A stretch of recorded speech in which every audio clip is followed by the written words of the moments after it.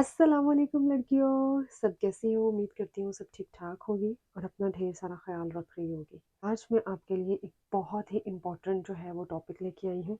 मैं hair fall के इस टॉपिक को इसलिए डिस्कस कर रही हूँ ताकि वो लड़कियाँ जो अभी रिसेंटली डिलीवरी जिनकी हुई है, जिनको पोस्टपार्टम हेयर फॉल का सामना करना पड़ रहा है और या ऐसे लोग जिनको सीज़नल हेयर फॉल का सामना करना पड़ रहा है, उनके लिए आसानी हो सके। ये रेमेडी स्पेशली उन लोगों के लिए है जिनको डिलीवरी के बाद हेयर फॉल का सामना करना पड़ा है या सीज़नल उनको इश्यूज़ है। तो जी आज की रेमेडी बहुत मज़ेदार होने वाली है, तो आप जल्दी से अगर मेरा चैनल सब्सक्राइब नहीं किया, तो अभी, अभी, अभी सब्सक्राइब करें और बेल आइकन को लाज़मी प्रेस करिएगा ताकि मेरी हर आने वाली वीडियो सबसे पहले आप तक पहुँच सके, ठीक है? आप लोगों के प्यार और मोहब्बत की बहुत ज़रूरत है, इस बात पे कंजूसी ना किया करें। ठीक है? मैं थोड़ा-सा इस बारे में आप लोगों को गाइड करना चाहती हूँ। मैं आप लोगों को बताना चाहती हूँ कि जो हेयर फॉल है डिलीवरी के बाद का जो हेयर फॉल है वो क्यों होता है। बेसिकली हमारी जो बड़ी औरतें हैं ना उन्होंने एक मिथ बनाया हुआ है। ये कहती हैं कि जब बच्चा आवाज़ निकालना शुरू करता है या फॉर एग्ज़ाम्पल ऊँ आँ करता है तो जो मदर है ना उसको हेयर फॉल है, ये एक मिथ है। इसमें ऐसी कोई सच्चाई नहीं है। मदर और बेबी की ऊँ-आँ का कोई ब्लूटूथ कनेक्शन नहीं है। बेसिकली इसके पीछे एक बहुत बड़ी रीज़न है। जब एक लेडी को प्रेगनेंसी होती है, तो उस वक़्त उसका बहुत अच्छा ड्यूरेशन होता है क्योंकि उसका इम्यून सिस्टम जो है वो डबल हो जाता है, स्ट्रॉन्ग हो जाता है, बहुत ज़्यादा strong. Same as it is जो है वो उस टाइम पे आपके सारे हार्मोन्स जो हैं वो डबल एक्टिवेट होते हैं। आपका जो ब्लड है उसकी सर्कुलेशन जो है वो बहुत ज़्यादा फ़ास्ट हो जाती है, आपकी हार्ट बीट बहुत ज़्यादा तेज़ चल रही होती है। उस वक़्त बेसिकली आप बहुत स्ट्रॉन्ग फ़ील करते हो, आपको बहुत कम है कि जो जिनको आयरन का प्रॉब्लम होगा वो उनको तकलीफ़ फ़ील होती होगी। अदरवाइज़ आप प्रेगनेंसी में बहुत ज़्यादा अच्छा फ़ील कर रहे होते हो क्योंकि आप आपका इम्यून सिस्टम बहुत ज़्यादा स्ट्रॉन्ग हुआ होता है उस टाइम। तो उस टाइम स्किन, हेयर जो हैं वो बहुत शानदार हो जाते हैं। सेकंड ट्राइमेस्टर में आके, थर्ड ट्राइमेस्टर में आके आपको हाँ, स्किन टैन होता है कहीं न कहीं से, जैसे बेली से, नेक से, प्राइवेट एरिया से। तो वो टैनिंग एक अलग है, लेकिन एक ग्लो जो आता है ना, वो एक अलग चीज़ है। तो आपका जो हेयर है ना स्पेशली वो बहुत खूबसूरत हो जाते हैं आपकी प्रेगनेंसी के दौरान में, इतने हेल्दी, इतने ज़्यादा आपको लगता है कि बहुत घने हो गए हैं और बहुत सिल्की हो जाते हैं, बहुत शाइन आ जाती है उनमें। तो ये सब चीज़ें जो है वो हार्मोन्स इंक्रीज़ होते हैं, इस वजह से आपको ये फ़ील हो रही होती हैं। उसके बाद जब आपका आपका पोस्टपार्टम ड्यूरेशन स्टार्ट होता है डिलीवरी के बाद का, तो आपके हार्मोन्स जो होते हैं वो बिल्कुल भी नॉर्मल नहीं होते हैं, उनको नॉर्मल होते-होते बहुत टाइम लगता है।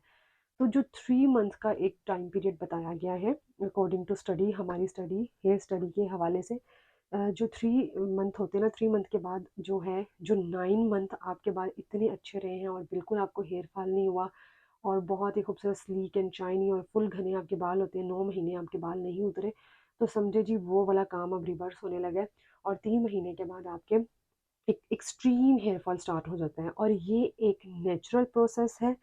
ये कोई इसमें घबराने वाली ज़रूरत नहीं है, आपके बाल ऐसे उतरते हैं गुच्छे बन-बन के, ऐसे बड़े-बड़े गुच्छे हो जाते हैं, वो बन जाते हैं, वो उतरते हैं और हम सोचते हैं यार अब तो गंजे हो गए होंगे, इतना हेयर फॉल और औरतें इसको इस बात से कनेक्ट करती हैं कि जब बच्चा हुआ करता है ना तो जी वो हेयर फॉल होता ही होता है। ऐसा नहीं है, इस चीज़ को इससे कनेक्ट नहीं करना चाहिए।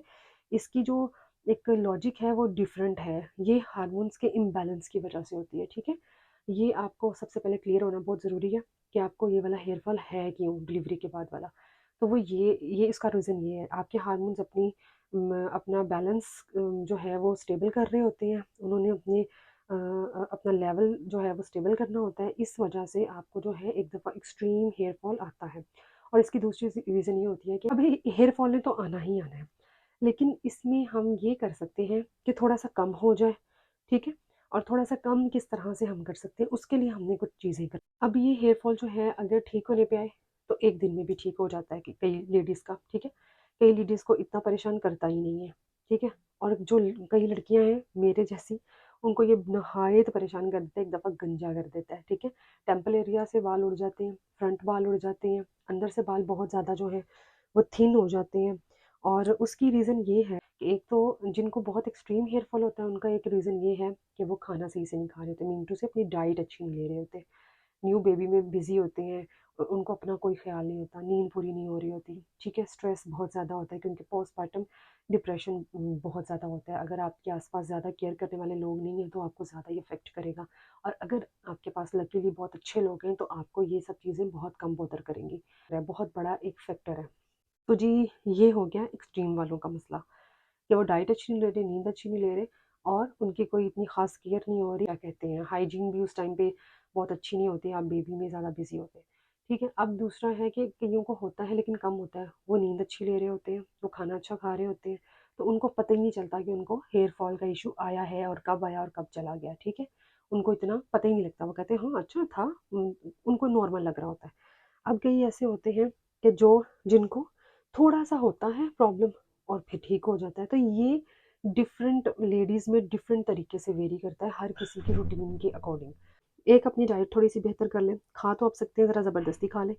विटामिन सी, डी, आयरन जो है आपका, विटामिन ए आप लें ज़्यादा, विटामिन डी, सी तो आपका ऑलरेडी चल रहा होगा मेडिकेशन के। अब आप मेडिसिन आप नहीं ले सकती, ठीक है? मैं ये बात समझती हूँ, आप विटामिन सी भी नहीं ले रही हैं, डी भी नहीं ले रही हैं, आयरन भी आपका खाने को दिल नहीं कर रहा है क्योंकि आपने इतनी मेडिसिन यूज़ कर ली है, अब आपका बिल्कुल दिल नहीं कर रहा। तो फिर आप जो है वो खाने वाली चीज़ों की तरफ आ जाएँ। आप red and green leafy vegetables की तरफ आ जाएँ, आप फ्रूट्स की तरफ आ जाएँ, जिसमें पपाया ले लें, मैंगो ले लें, एप्रिकॉट ले लें। मतलब वो चीज़ें जिनमें रिच आयरन और विटामिन ए पाया जाता है ना, वो आप खाना शुरू कर दें। आप फ्रूट तो आप खा सकते हैं ना, और वेजिटेबल्स भी खा सकते हैं। अब अगर कोई लेडी सप्लीमेंट्स लेती है, वेल एंड गुड, आप सप्लीमेंट्स लेते हैं तो उससे बहुत मसला आपका हल हो जाता है। लेकिन बहुत सारे हैं जो कहते हैं हम सप्लीमेंट्स भी नहीं ले सकते। तो जी, फिर आप इसके अल्टरनेटिव ये है कि आप पानी ज़्यादा पिएँ। पानी ज़्यादा पीने से ये होता है कि आपकी स्किन बहुत अच्छी हो जाती है, आपके हेयर भी अच्छे होना शुरू हो जाते हैं पानी पीने से। क्योंकि पानी का प्रोसेस ही ऐसा है कि वो आपकी अंदर की सब चीज़ों को डिटॉक्सिफ़ाई करता है ना, तो उसका एक अलहदा से ही सारा प्रोसीजर है। तो पानी ज़्यादा पिएँ, उससे आपका एक ये भी मसला हल होगा कि आपका फ़ीड बहुत अच्छा आएगा अगर आप लैक्टेशन मदर हैं तो।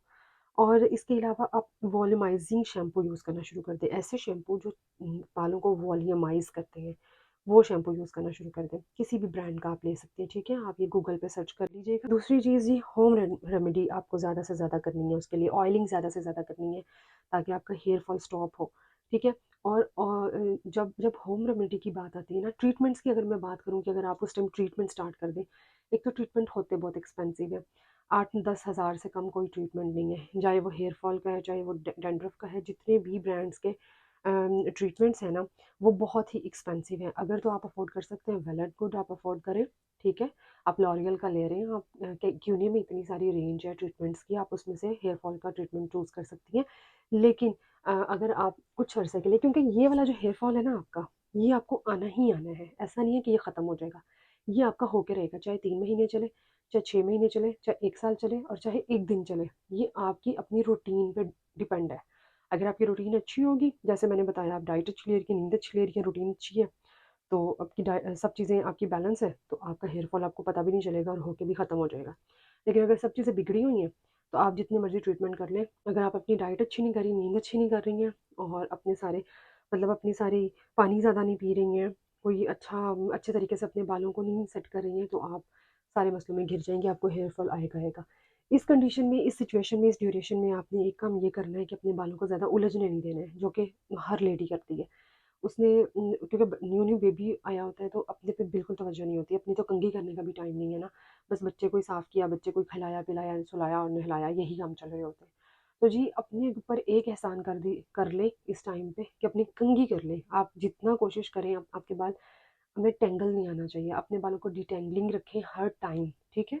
रोज़ की रोज़ कंघी करें। अगर तो बाल लंबे हैं तो कोशिश करें उनको कट करवा दें, ठीक है? ज़्यादा लंबे हैं तो आप इस बढ़ तो जाने ही हैं, और इस ड्यूरेशन में आप इतनी तो वो फ्री होंगी नहीं कि अपनी स्टाइलिंग कर रही होंगी, या अपनी कोई बड़े खोल के बैठी होंगी, तो ज़्यादा टाई ही करने पड़ते हैं छोटे बेबी के साथ, ताकि उसके मुंह में बाल ना चला जाए, या वट एवर, बहुत सारे इश्यूज़ हैं, आप ज़्यादा बेहतर जानती हैं।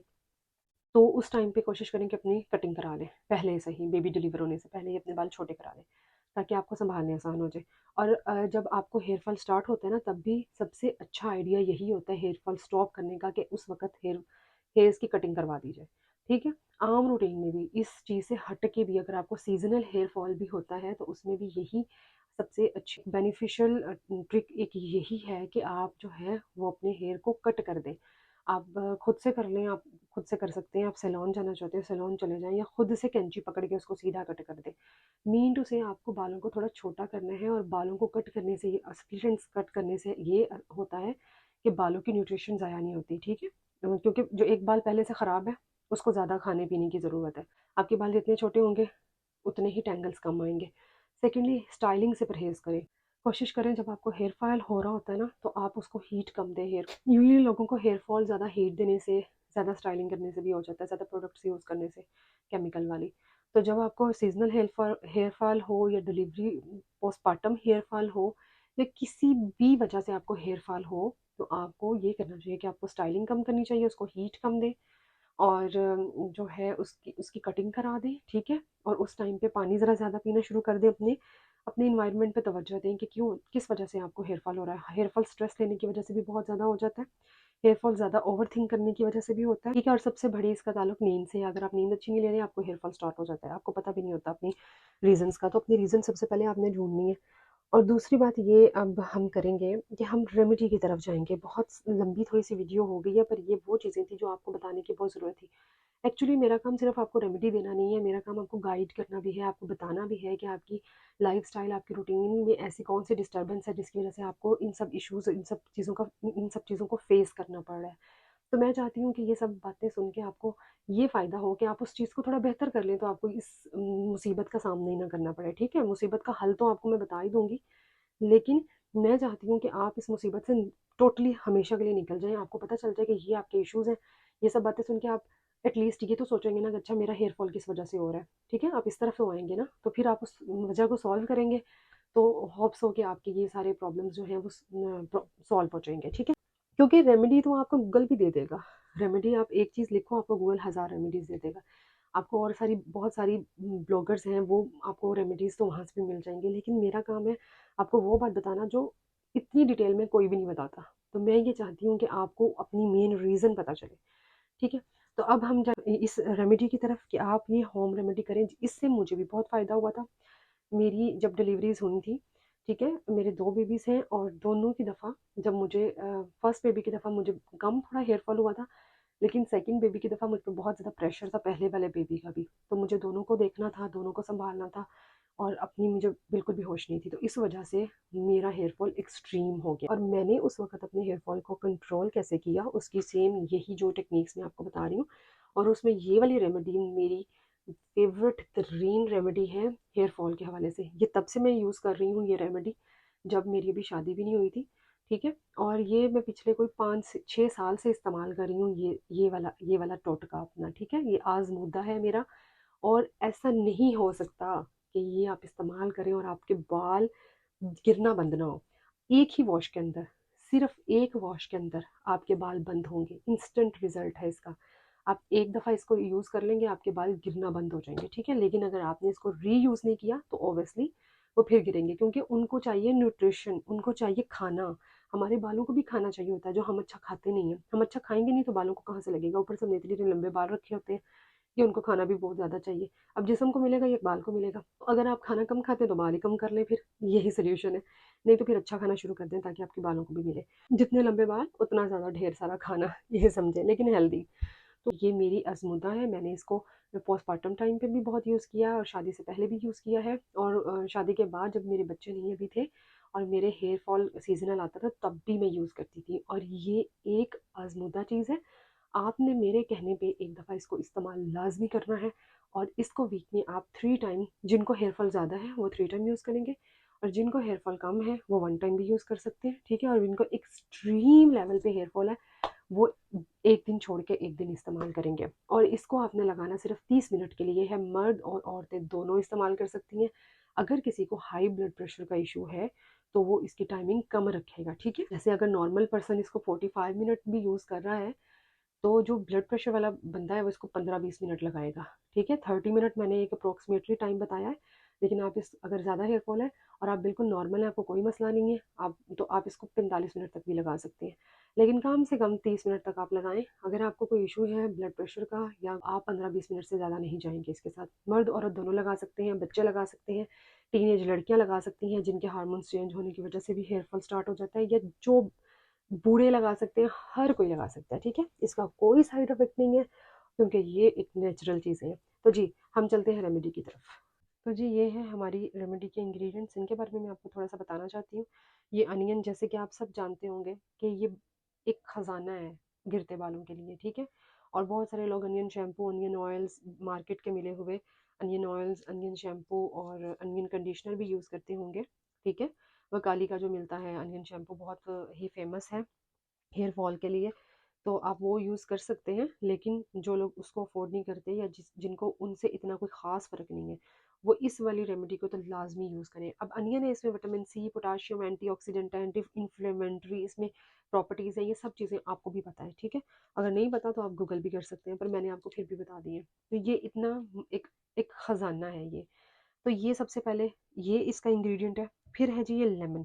लेमन आप सबको पता है ये विटामिन सी होता है इसमें, ठीक है? और लेमन का एक जो सबसे बड़ा अच्छा काम है ना, वो ये है कि ये जो हमारे जो कोलाजन्स है ना, उसकी प्रोडक्शन जो है उसको बहुत बूस्ट करता है ताकि हेयर ग्रोथ जल्दी हो, ठीक है? और इसके अलावा जो है ये हेयर लॉस को बहुत कंट्रोल करता है। एक तो ये डैंड्रफ का जो है वो ऐसे डैंड्रफ को भगाता है ना, जैसे जैसे जो है वो चूहा बिल्ली को देख के भागता है। आप मेरी एग्ज़ाम्पल चेक करें।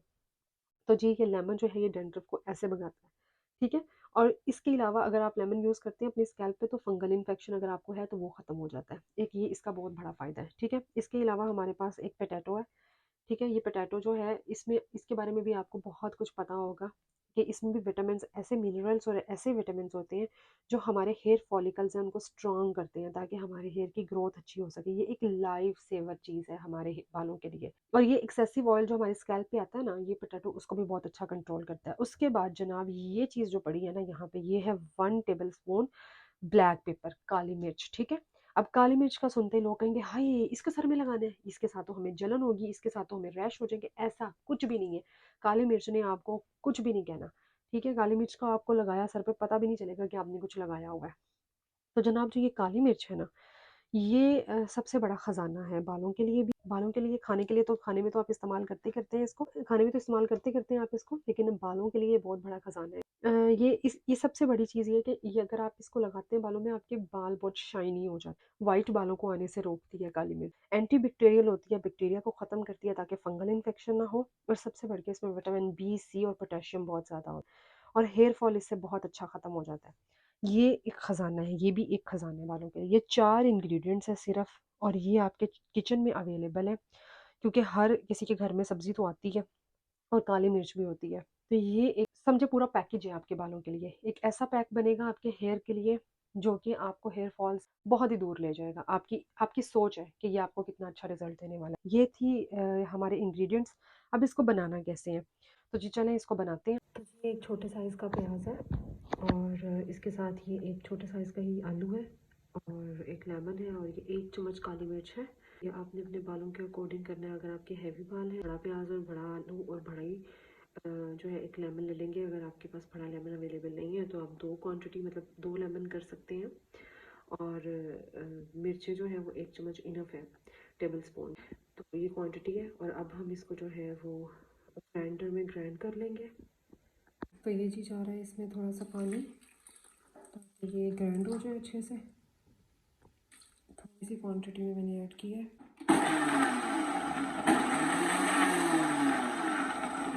ये है वो मिक्सचर जो हमारे पास आया है और इसका कलर ग्रेइश इस वजह से हो गया क्योंकि आप सबको पता है पोटैटो को अगर थोड़ी देर छोड़ दें तो वो ब्लैकिश की तरफ जाना शुरू हो जाता है। तो ये कलर की तरफ मत जाइएगा, ये थोड़ा देर पड़ा रहा है, इस वजह से ऐसा हो। इसको इस्तेमाल आपने इस तरह से करना है कि आप इसको ऐसे ही उठाएँगे और अपनी सेक्शनिंग करके तो अपने बालों में अप्लाई कर लेंगे, जिसे हम कहते हैं विलियों में लगा फिंगर टिप्स की मदद से। और जो हमारी मम्मी-टेढ़ी बच्चियाँ हैं जिनको ये इश्यू है कि ये पार्टिकल्स हम नहीं लगा सकते, हमारे बाल में फँस जाएँ, उनके लिए ये है कि वो ये कर सकती हैं, स्ट्रेनर के साथ स्ट्रेन कर लें और या किसी मलमल के कपड़े में इसको अच्छी तरह स्क्वीज़ करके इसका जो है वो पानी निकाल के, इस तरह की शावर बोतल मिलती है, आपको दराज से भी मिल जाएगी या घर में कोई भी अगर शावर अवेलेबल है तो उसके अंदर आप डाल लें और इसमें से ऐसे स्प्रे निकलेगा, ठीक है? आप फिर सेक्शनिंग करके तो ये स्प्रे कर लें और ऊपर से शावर कैप ले लें, ठीक है? ये इसका प्रोसीजर है।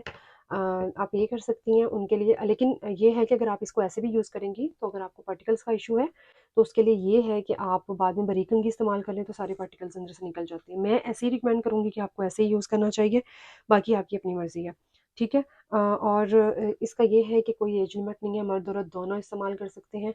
आपने इसको लगा लिया, उसके बाद इसका टाइम पूरा हो गया, शावर कैप पहन लेनी है, शावर कैप अवेलेबल नहीं है तो आप इसको शावर पहन सकते हैं, देसी तरीका अपना लीजिएगा। और जब इसका टाइम कंप्लीट हो गया तो आपने अपने हेयर को वॉश करना है, जैसे भी जौन-सा भी शैम्पू आप इस्तेमाल करती हैं। अगर आपको हेयर डैंड्रफ का इश्यू है तो एंटी डैंड्रफ शैम्पू यूज़ कर लें, और अगर आप नॉर्मल ही शैम्पू कोई भी यूज़ करती हैं वो यूज़ कर लें। जो आप यूज़ करती हैं आप उसके साथ अपने बालों को धो लें। और अगर कंडीशनर यूज़ करती हैं, अगर क्यों कंडीशनर यूज़ करना चाहिए, अगर आप यूज़ करती हैं तो वही यूज़ करेंगे, और अगर नहीं यूज़ करती तो यूज़ करना शुरू कर दें अगर बालों से मोहब्बत है तो। तो आप वही अपना कंडीशनर यूज़ करेंगी, जो आपका प्रोसीजर है बाल धोने का आप वो करेंगी, और दैट्स इट। उसके बाद जनाब आपने ड्रायर यूज़ नहीं करनी, ना आपने हीट हीट वाली तो बिल्कुल ही यूज़ नहीं करनी ना, मतलब आपने बालों को हीट नहीं देनी। अगर आप बालों को कोल्ड ड्राई करना चाहते हैं वो आप कर सकते हैं, पर मैं यही रिकमेंड करूँगी कि बालों को अपने नॉर्मल टेम्परेचर के अकॉर्डिंग ड्राई होने दें।